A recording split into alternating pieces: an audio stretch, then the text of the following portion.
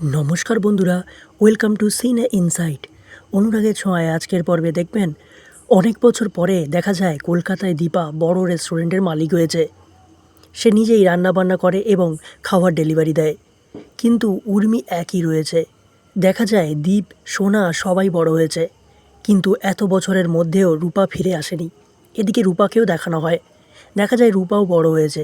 সে এখন মায়াপুরের একটি আশ্রমে থাকে। রূপা এখন মনে করে যে তার মা বাবা তার জন্য আর অপেক্ষা করে না, মায়ের সামনে গেলেই পুলিশের হাতে ধরিয়ে দেবে।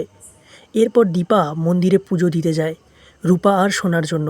সেই সময় মন্দিরে একটি ছেলের সাথে দীপার ধাক্কা লাগে। ছেলেটি বলে, আমি মায়াপুর যাচ্ছি, ওখানে নাকি একটি মন্দিরে পুজো দিলেই হারিয়ে যাওয়া জিনিস ফেরত পাওয়া যায়।